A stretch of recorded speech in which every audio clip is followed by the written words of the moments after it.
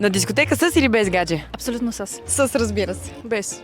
А ти? Без. С гадже. А в голяма компания или само двамата? В голяма компания и само двамата зависи от ситуацията. Няма значение. Може и двете. Кое е по-забавно? Компания. Аз сега с приятели си или без да знам дали какви въпроси да ти задам?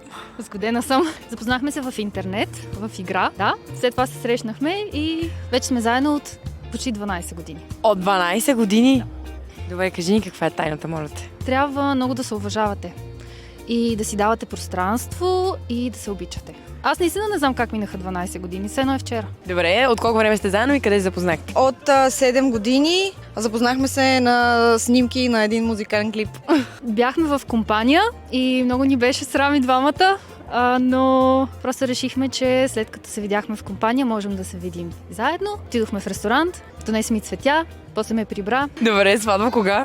Може би до година, но само ще подпишем. Няма да има голяма сватба. Абсолютно не. То си е за нас. Така че дори да излезем само двамата на нас, това ще ни бъде достатъчно. Но да, ще ги почерпим са. Българи сме.